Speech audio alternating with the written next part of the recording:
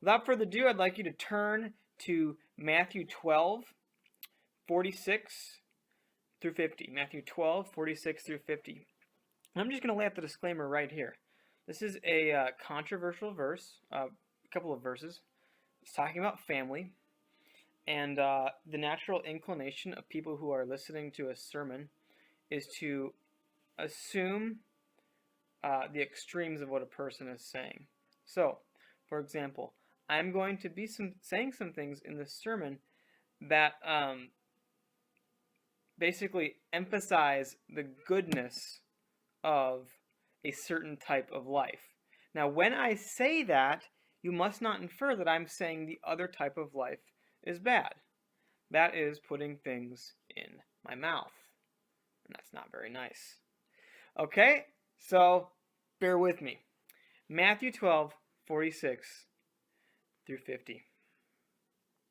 On the wrong page. While he was speaking to the people, behold, his mother and brothers stood outside, asking to speak to him. But he replied to the man who told him, "Who is my brother? And who are my brothers?" But he replied to the man who told him, "Who is my mother? And who are my brothers?" And stretching out his hand toward his disciples, he said, "Here are my mother and brothers. For whoever does the will of my Father in heaven is my brother and sister and mother." Let me pray. The Lord's Prayer here. Our Father in heaven, hallowed be your name. May your kingdom come and your will be done on earth as in heaven. Give us this day our daily bread, and forgive us our debts as we forgive those who are indebted to us. And lead us not into temptation, but deliver us from the evil one. For yours is the kingdom, and the power, and the glory, forever and ever.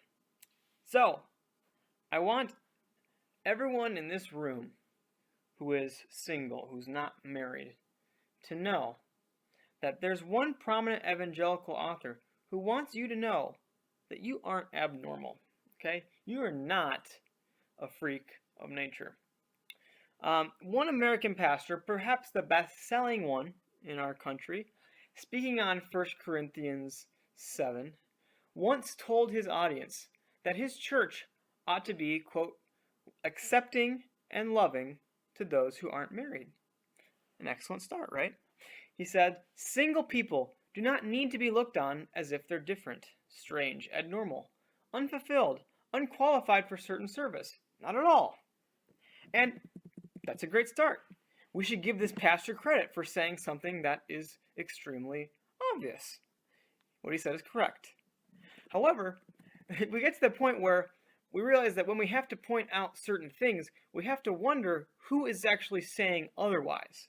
For example, if I, in this sermon, point out a particular demographic, let's say people who are short, maybe people who speak English as a second language or speak Latin as a first language, or people who are into Star Trek, and we say, these people aren't abnormal. I just want you to know, these people aren't abnormal. They should be viewed as equal. I would be correct in saying that because they are equal. But can you imagine how that would impact the people who are short, are ESL, are into Star Trek, who speak Latin primarily? They might, at some level feel affirmed, feel good, but they're going to be smiling awkwardly and perhaps looking over their shoulder nervously, wondering, "Oh, are you saying people actually think that about me?" And the doubt creeps in. See, no one is going to declare that single people are inferior in the church, but it's unfortunately being communicated. This same pastor wrote in 2016, speaking at a national conference, "The most devastating attack on marriage is coming today from singleness. Singleness is an assault on marriage." And there are going to be apologists who tell me, "James, that's not what he meant. That's not what he meant. He meant, divorce and that sort of thing." Well, it doesn't matter what you mean. Sometimes it matters what you communicate. There's saying things and then there's communicating things. And I don't know about you single folk, but based on what that guy said, I think we owe the married people a big apology. To those in the room, I am sorry for trying to assault your marriage. I didn't realize I was doing that. And my golly, I'm going to stop doing that. But John MacArthur is not alone in saying this, okay? It's not just that John MacArthur is a tone-deaf human being. No offense, John MacArthur. But you hear this message that is mixed with disapproval and condescension all throughout American Christianity. Let's listen to our dear friend Douglas Wilson, who says that people who choose to live a celibate life must not, quote, talk themselves into the view that singleness is a positive ideal, like sunshine in upland meadows. It is a trial, and nothing is served by pretending it isn't a trial. So singleness, Douglas, is not a positive ideal? I wonder what he would say to the Apostle Paul, who said, "It is good for them to remain single, as I am." Gary Thomas, Baptist pastor, has another interesting to say. If you want to be free to serve Jesus, there's no question. Stay single. Marriage takes a lot of time. But if you want to be more like Jesus, I can't imagine any better thing to do than to get married. Being married forces you to face some character issues you'd never have to face otherwise. So one, does he ascribe to the Da Vinci Code? Like, does he think that Jesus married Mary Magdalene? Like, does he think Jesus was married? Because it would follow that if you had to be married to become like Jesus, maybe Jesus was married? I don't know. And also, if being married forces you to face character issues you'd never have to face otherwise, are those character issues that you actually should have to deal with in real life, okay? Did Jesus ever actually deal with those character issues, all right? Do you get the problem, Gary? And it's not malicious, okay? No one's trying to communicate that single people are bad people. Most people aren't trying to. And it would be excellent if they would simply affirm that singleness and married life are both equally viable ways to follow Jesus. And you see in the New Testament a mix of those people working together. And a lot of single people, including myself, would love to be married. It's a great thing. But when you read these quotes, you hear an underlying, albeit subtle and ignored theme, that marriage is better. It's being communicated whether they mean to say it or not. Creating your own biological family is the most positive ideal. It's being communicated. Sometimes it's actually overt. I found this awesome book called Getting Serious About Getting Married. It's so funny. It's hilarious. But this is perhaps the best line I have ever heard. The phrase goes like this: relabeling singleness as biblically legitimate doesn't work. It would be like a doctor refusing to diagnose or treat cancer, calling the slow process of decay normal. So, calling the slow process of decay normal, okay? So I would be remiss if I didn't warn you single people there, you are slowly decaying, and you're in denial, okay? So, that's Debbie Macon. That's classic Debbie. We asked, like, I'm gonna dedicate like the next sermon just reading that book. It's really funny. She has a very fascinating passage on eunuchs. Very funny. I can't get into it. It's gonna take up way too much time.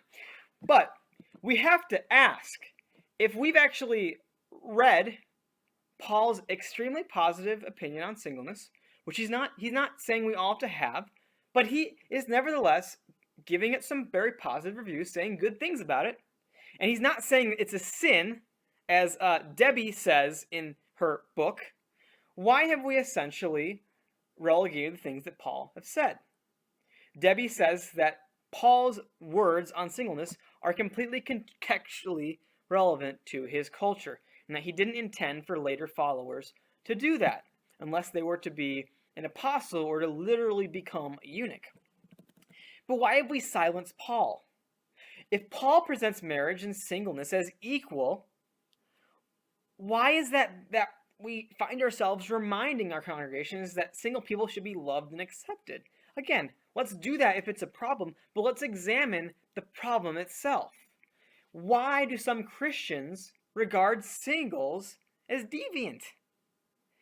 As a cancer that needs to be cured, having a cancer that needs to be cured, as sick, as somehow incomplete, unfulfilled. Now, I think this is my opinion, but it's what I've perceived in a short 23 years of life, that our cultural conception of family has become a measure of success, both in America, both in, and particularly in the evangelical church. The marriage you cultivate is a measure of growth, a measure of spiritual growth, and a measure of godliness in the American church. And again, I understand the longing for family. I want family. Frankly, God built us for family. Now that my family is moving to Seattle, I'm freaking out because the nuclear family is such a powerful thing. If it's, whether that's for good or for evil. And it's a reminder that no one was meant to walk through this life alone, in solitude. You know what the good book says. It's not good for man to be alone. So family is a good thing. Paul and Jesus don't deny that.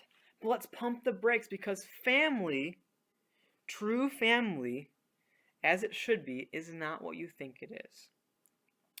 Jesus redefined family. And you see that in Matthew 12. He redefined family, and in doing so, created a new and better family. He redefined family and created a new one. He's not just redefining family to give community to the lonely, but he himself is commiserating and identifying and communing with those disenfranchised people that society has deemed unworthy. Not because they are unworthy, but because society has placed this burden and shame upon them. And Jesus says, you know what? I'd rather be with those people. I'd rather hang out with those people. And I hope that, as with all the words Jesus gave us, they wouldn't drive us to fear and loathing in some sort of sense that we've fallen short, but rather to joy. Let it lead us to joy and to hope. Jesus is not interested in creating a race of miserable, masochistic people. Instead, he's opening our eyes to a beautiful new way to live. It's an entirely new way of being human. He wants us to taste the excitement, see the promise, the opportunity of a community that's truly centered around him. Imagine just how different that is in the world. And see how this has changed the course of human history and how it can change it again. Let's walk through Matthew. If you're going to understand Matthew, you really have to understand the kingdom of God. You have to. It's an important, crucial theme of all the Gospels, particularly with Matthew. You start in chapter 1 with the genealogy of Jesus. It's showing that Jesus is connected to this deep, royal tree that was promised to be a blessing to all the earth. And then you see in chapter 2 that he, not Herod, is the true king of the Jews. And not just the Jews, but even the Gentiles are traveling, as the Magi are, to worship him. And Jesus, after his baptism and temptation, he goes through Galilee proclaiming, what does he proclaim? The gospel of the kingdom. In doing this, he's stepping into the messianic expectations of his people who are eager for the kingdom to come. And as he said, the kingdom of God is at hand. It's right at your fingertips. But it's a very different kind of kingdom. As we've heard it said, it's an upside-down kingdom, right? An upside-down kingdom. A kingdom where human power and pride mean nothing. And a kingdom whose citizens embrace weakness and live in faithful loyalty to their Father in heaven. The kingdom of have-nots, remember? A kingdom where there's an entirely different way to measure blessedness. But as I've said before, when Jesus instructs the crowd, when Jesus opens up his big mouth, his message turns people off. A lot of people would like him to just heal people and make them bread and fight off the Romans and that sort of thing. They want a revolution that's violent. But he instead tells them to turn the other cheek. And they'd like him to resist the tax collector's unjust monetary theft. But instead he tells them, if someone begs from you, give to them. Go the extra mile. Love your enemy. People hear this and the crowd shrinks. It says this in Matthew. The crowd gets smaller because they don't like what he's saying. the message of Jesus is offensive. It doesn't fit with his audience's view of the world. Not in that day and not in this day. It just doesn't line up. And so you'll have a small group of disciples that still loves him, wants to follow him. A much larger group that just can't be bothered, and once the going gets tough, they move on. And another group that wants to kill him. And the rejection will include one of his chief disciples, but also extend to his own family. We read in John that not even Jesus' own brothers believed him. And Mark, as we've gone through in our sermon series on Sundays, we know that Mark said that his entire family thought he was insane, and so they were going to stop him. And let's think about family in this time. This culture's view of family was so much higher than that of our present day. A few of us, like my sister's into our family tree, and she thinks she can trace it back to like the Trojan War. I think she got really messed up, but I think it's kind of adorable that she thinks that. But most people can't actually trace their family tree back to the 1800s, right? It's important to some, but not that important. What matters now is sort of the present, who you are. Your identity is sort of defined by what you do now. It's America. It's about opportunity. But Jesus' family recorded 42 generations if you read that genealogy, right? If your education or your career, who you're married to defines you in today's society, that's not the case in first century Palestine. Your father defined you then. So I would be called by my father's name. I would be James, son of Daryl. Andrew, son of Brian. Nathan, son of... Nathan, what is your father's last name? Oh, Drew. Yeah. Okay. And so, not only that, but I would take my father's profession. You all know that, right? When I came of age, that was expected of me. So, in that case, I would be a pilot. Nathan would be an engineer. Andrew would do what his father does. I forget it off the top of my head. And if I were a woman, my father would also dictate my life.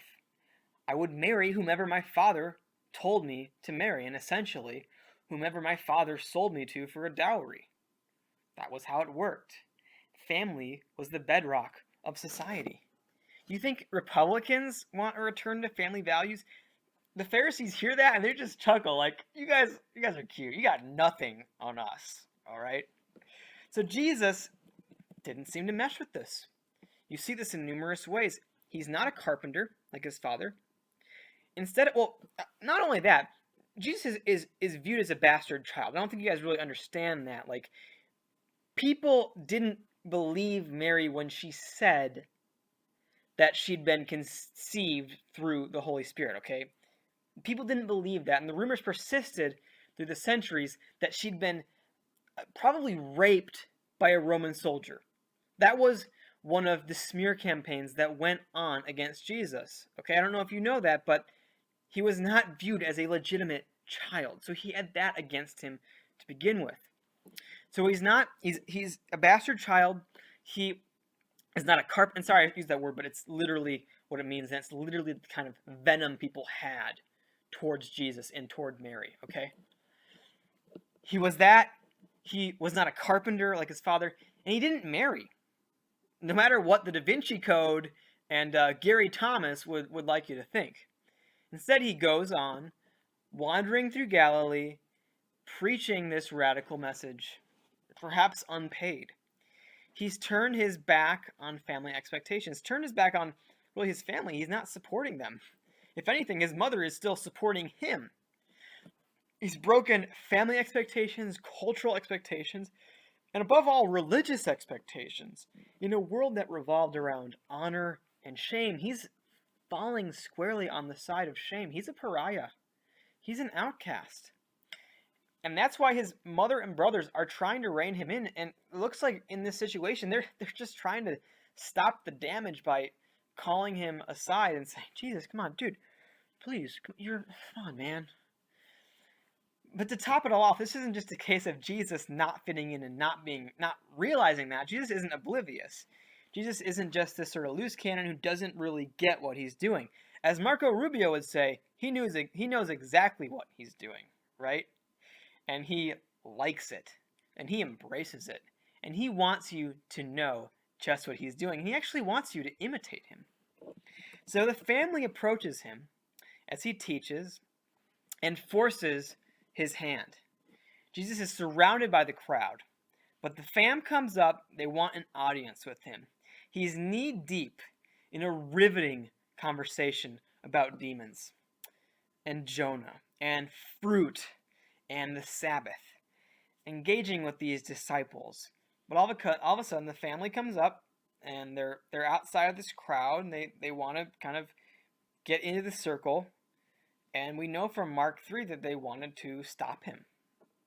Matthew 12 just says that they want to see him, have an audience with him. Jesus' response to them is pretty much just a non-response. He doesn't say, "Hey, mom and brothers, stop telling me what to do." He also doesn't claim that he is free from the influence of family. He doesn't have anything bad to say about family. Instead, he bypasses the confrontation. Basically to say, "Oh no, guys, we are not on the same page. We're just ships crossing in the night here." He asks, "Who is my mother? And who are my brothers?" Before people have time to think that he's crazy, he answers his own question. And it's so simple.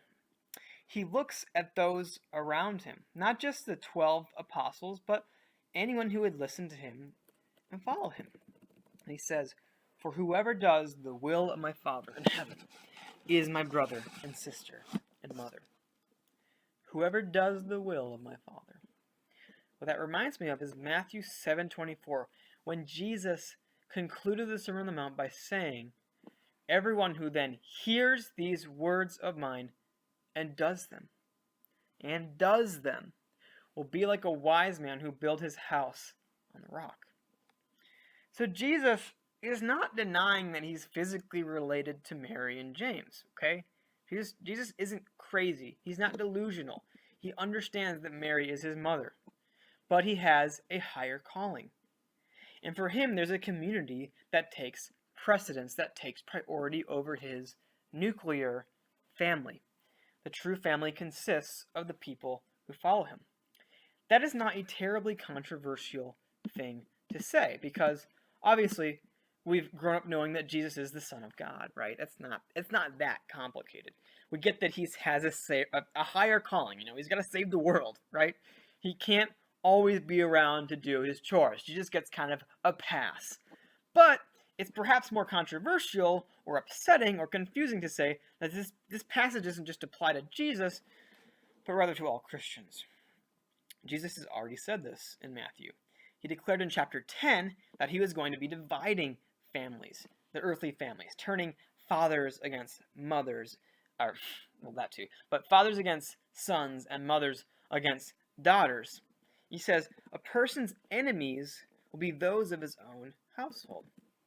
So if you compare this to, I recall this psalm that we heard in a sermon a few months ago, like that the blessed person is the one who basically their quiver is overflowing. God is blessing them with a rich house, beautiful children, the wife of their youth. And that at the time, whether that was right or not, that was viewed as the metric for success. That was how you knew you'd made it. That's how you knew God was blessing you. That's why people like Sarah and Rebecca and Samson's mother and Hannah in the Old Testament, they're seen as having a curse because they don't have children. And funny enough, those are the people that God chooses for his purpose. So Jesus is kind of scorning this social value, this metric of success. And if anything, his metric is for success is that you've been rejected by your family because you follow Jesus. Jesus is not telling you to intentionally sabotage your relationships, okay? Because that would mean being a jerk, okay? That's not what he's interested in. After all, he warns about divorce in chapter 19, okay? And we read in Paul's letters that a nuclear family can be a very beautiful illustration of how the church should function. living in mutual submission and loving service and sacrifice for one another. That's sort of put out as live the way you were when you found Jesus, and do that to honor him. Okay? So he's not saying cut ties with people just because you're physically related to them. But please make no mistake. Let's not go too far in the other way. Oh, I'm going to turn that off. We don't talk to those people.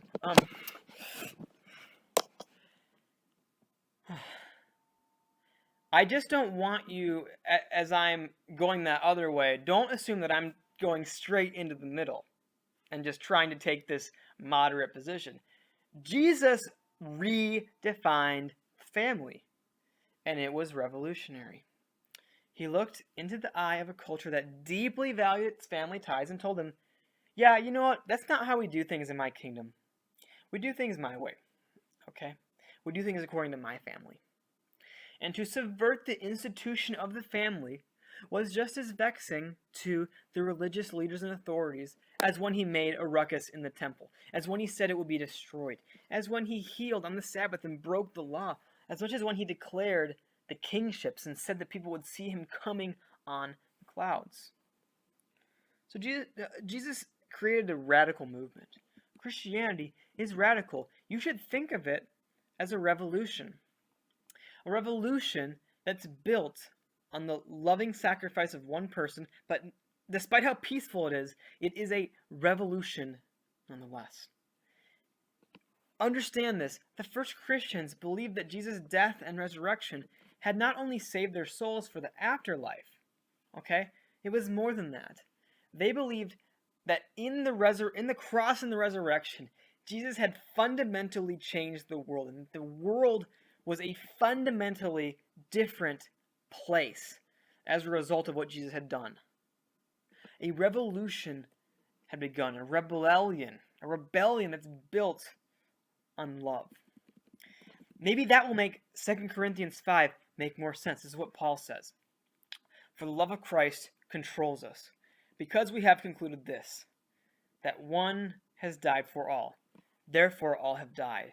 And he died for all, that those who live might no longer live for themselves, but for him who for their sake died and was raised. From now on, therefore, we regard no one according to the flesh. For though we once regarded Christ according to the flesh, we regard him thus no longer. Therefore, if anyone is in Christ, he is a new creation. The old has passed away. Behold, the new has come. This is not just talking about Jesus saving your soul. This is about Jesus fundamentally condemning sin in our world and saying, I am making a new creation. It's this transformative death and resurrection that redefined the family. And so a new community emerges. And for the first time, you see Jews and Gentiles worshiping together. That's a new thing. That was a novelty. These racial, ethnic lines were very solidly drawn in those days, even more so than now. That was a gigantic barrier to overcome. And that's what the letter of Ephesians is all about. Then the poor shared the same table as the rich, breaking economic barriers. And women are standing on equal ground. They're not told to leave the assembly. They're told, you prophesy alongside us. They're equals. And that was a new thing for this world. And then the married shared their lives with the unmarried. Paul, a single man who loved being single, he led the church alongside Peter, a married man. He had a mother-in-law. And there was no distinction between them. As much as Paul himself faced judgment because he was single, in the eyes of God, there was no distinction because Jesus broke down those barriers. And you know what? I see those barriers breaking down today in small ways, in small microcosms.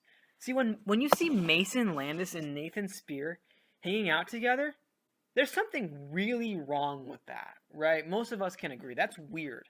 You know that something's not right when that's going on because there is a unifying theme, a unifying core belief that they share. And when I call married dudes like Tyler Jenner and Trent my close friends, not just to view them as mentors, people I look up to, but that they are relating to me as peers, that helps me realize that biblical Christianity, subverts the social structures of the world and it breaks down favoritism.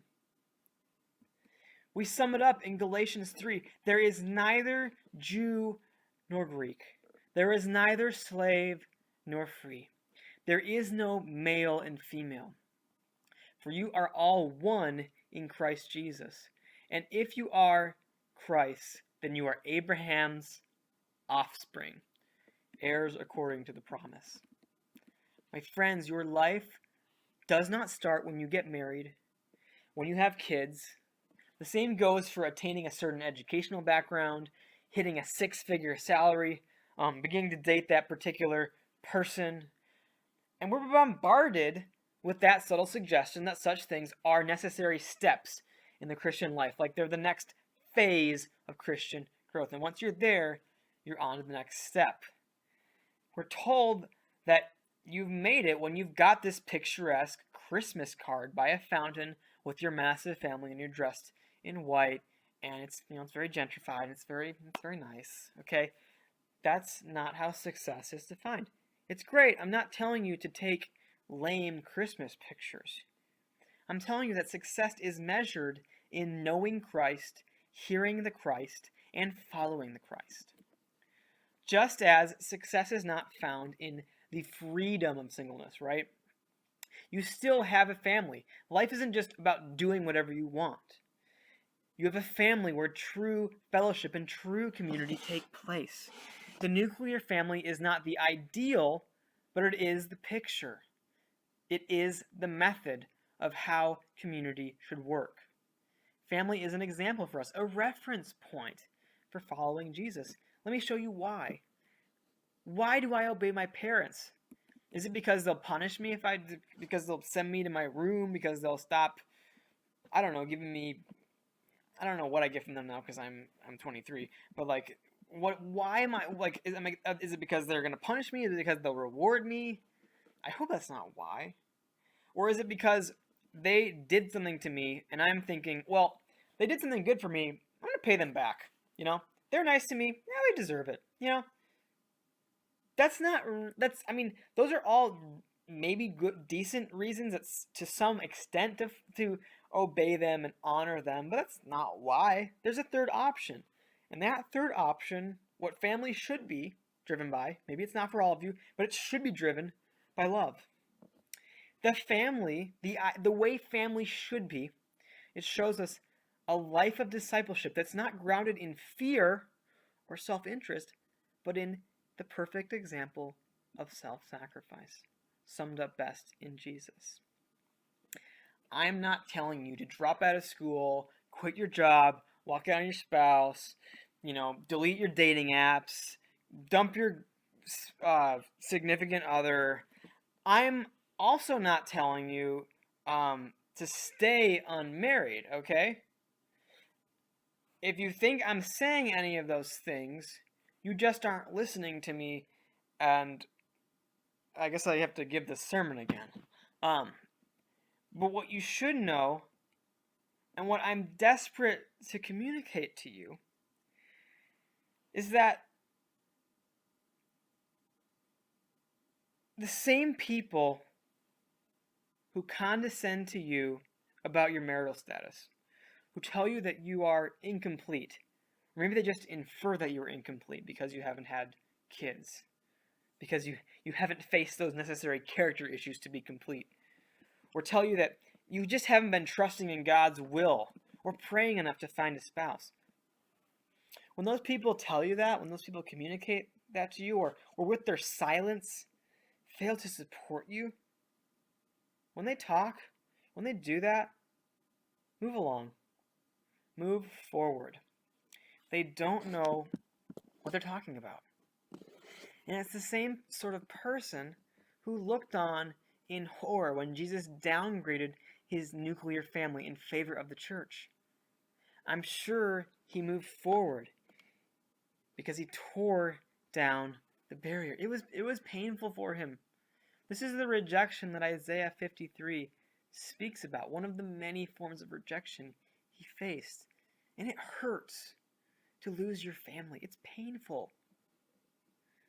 But he gives that up to show us a better way forward, expressing his love to us by surrendering one of the most basic tenets of human biology, right? So if people look on you with contempt, let them. They are not worth your time. Go easy on them, okay? It's not about proving yourself right. They don't need... They're not worth your time, okay? They're worth your love, not worth your time, okay? They're not... You don't need to show them that you are a successful person. The metric of success is not proving to people that you're right, but rather knowing Jesus, hearing Jesus, and following Jesus. And why do I belabor the subject? Why did I pick this passage and talk about why I think singleness has been treated poorly in the American church? That's because ideas have consequences. I know most of you fairly well, and I've been an evangelical all of my life, and I believe that most of you have heard something to the effect of those comments that I read previously. I've seen and felt the pressure and expectations unmarried people face, particularly in the church. And it has crushed friends.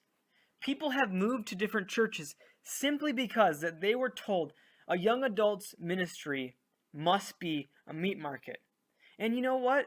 With that expectation that they were given, I do not blame them for finding a church solely based on the amount of attractive candidates it offered. I don't blame them, and I feel for them. My heart breaks for them, particularly for the ladies here. I've seen it. I have two sisters, and growing up in evangelicalism, I've seen what you've heard, and it breaks my heart. We, in my opinion, have done you such a disservice. Not because we're telling you that you're inferior. No one ever means that or says that, but we communicate it. Our values infer it. And the message is heard. And I'm so sorry. Every Mother's Day grieves me. Every time when the women stand up because of how many kids they had, and then we turn to console the childless or single woman, as if they've been stricken with an illness. It drives me crazy. And you know what? If you get told that enough, that you're incomplete or ill, or that someday you'll get that thing that makes you complete, if you're told that over and over again, you begin to believe it. That's how human beings work. And you are not sick. You are not incomplete. In many ways, you are more complete than the people who condescend to you. And frankly, it makes me angry. And you know what? Do you think it makes Jesus happy? He's peeved.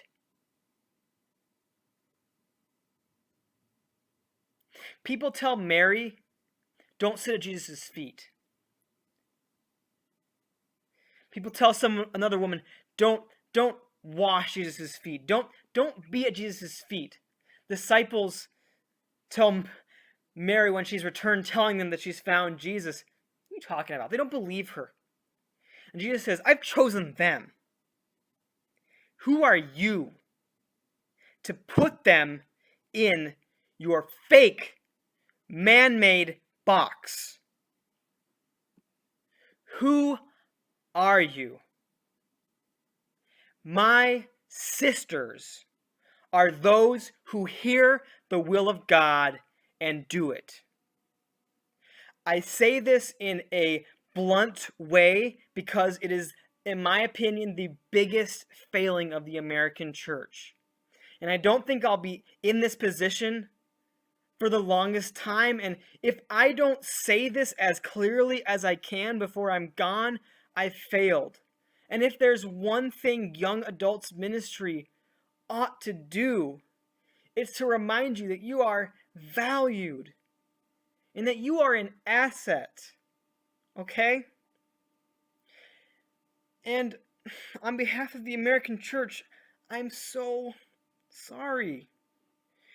And I'm so sorry that for most girls growing up in the conservative church were taught a faith that they could not practice as a single person. That our ministries and our devotionals and our books and our seminars have taught you a religion that is only applicable to mothers and wives. And we can deny that. We can say we didn't mean to communicate it, but we did. And I'm so sorry. I'm so sorry. But your family is here. And nothing Jesus says to encourage you is meant to be a consolation. And we've turned singleness into a consolation. Oh, well, at least you have Jesus. Oh, at least you can serve more. You are so much more than a babysitter. Okay? Your family is here. Your family is those who hear the word of God and do it. Your family is the single, your family is the married. There is no distinction. And Jesus is on your side. And he of all people is most psyched out about building a movement with you in it. See here the tremendous hope of Christianity. Not just to comfort those who've been cast off, but to say we're building it with the outcasts front and center. That's the amazing thing about Christianity. That's why people thought it was stupid. They call it a religion of slaves and women and simple-minded people.